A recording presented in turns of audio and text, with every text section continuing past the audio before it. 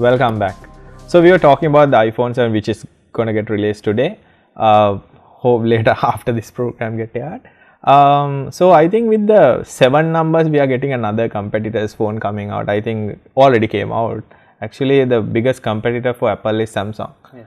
So I think this is kind of funny actually. Most of the iPhone displays, the processors are made by Samsung, right? Yes. So a lot of people wonder, but it's actually the internal of the phone is mostly done by Samsung, and then Foxconn is the one who's manufactured it for Apple.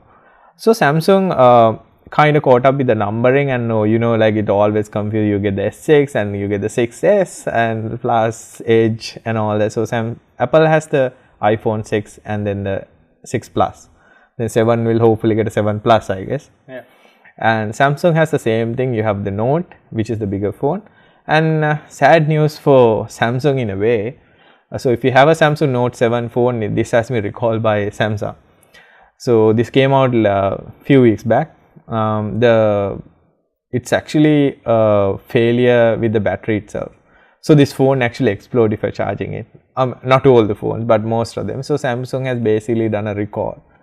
I mean this is a new thing for Sri Lanka when you say a recall. But what happens is Samsung is basically ask everyone who bought the phone to return it back to Samsung. They will of course get the money back. And or else they said that they'll replace it with a newer version of the Note 7. So what happens is when you're charging this, the phone explodes. So they found few cases and they confirmed there's actually an issue with the phone. I think with this, Tilina, we come to one of the things that people need to worry about is every phone, electronic device comes with a battery, and most of the lithium batteries are explosive. Yes. So if you have a new device, let's talk about batteries for example. So batteries are nowadays, it's explosive devices. So every phone you carry in your pocket, every laptop, that's one of the reasons why you can't air ship a battery, because you can't import a battery, because especially in you can get it, but the thing is, Kalinga, you most of the time you keep your phone next to your head or in your pocket, so it's going to be very dangerous. Yeah, so it's not a rumor when people say a lot of things get shared on Facebook and everyone saying, hey, this phone has exploded and someone got their hands burned. It's actually true, especially lithium polymer batteries. Apple iMac, Apple devices, MacBooks comes with a polymer battery. So these things explode. So how do you, how do you trust the battery? So each and every device nowadays comes with what you call a BMS. BMS is a battery management system. Yes, the Prius you are driving can explode actually. So that has batteries as well. So a Prius or any, even a Tesla has small battery that 18650 battery. So it's really small. I think you'll see an image on the screen of the 18650 battery.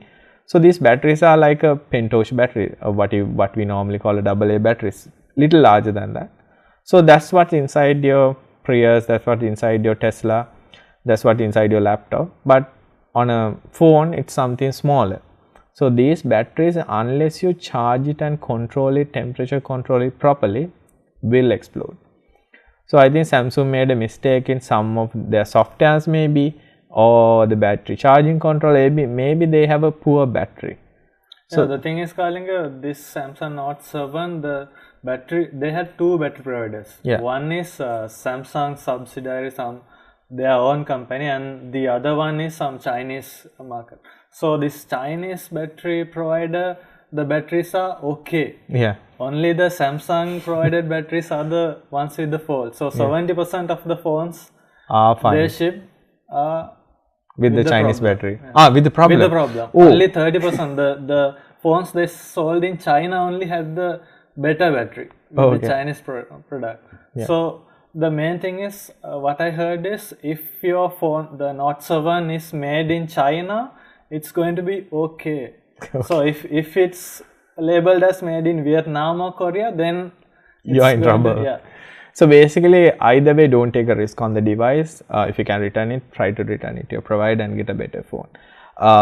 So batteries, like a lot of people have this question, can I leave my phone plugged in overnight? Can I leave my laptop plugged in? Should I run it off the battery? A lot of questions comes into play.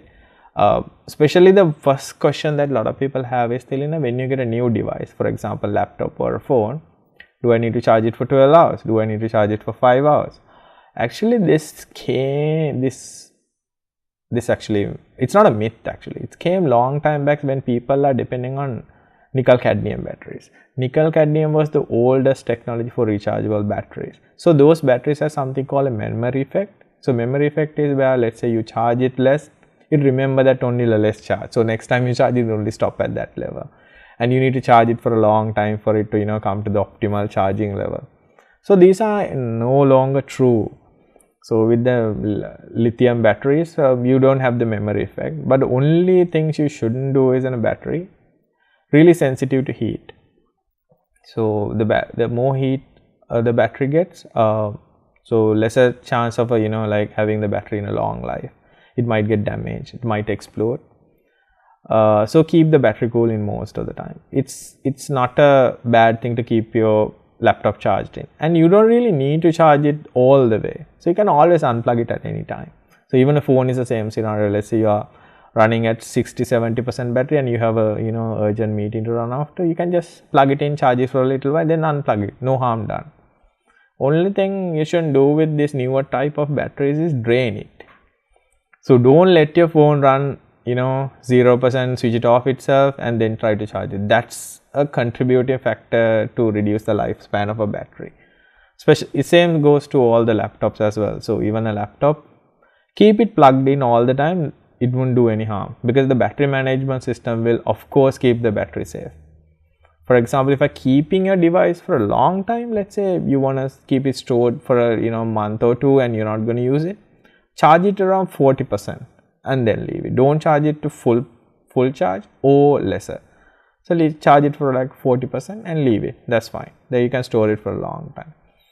And when you're charging, so my practice is most of the time is I go home in the night, I plug the phone and unplug it in the morning because I don't have a Note 7.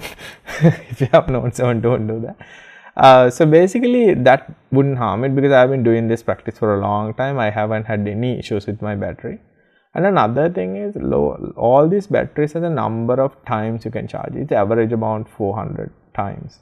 So after 400 times, Apple batteries are much better than a lot of batteries because I use a Mac and I realize it 300 times only loses about 20 to 30% of its capacity, but a lot of other batteries will come down a lot, around 50%.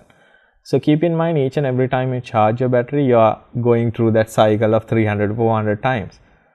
Yes, that's really surprising.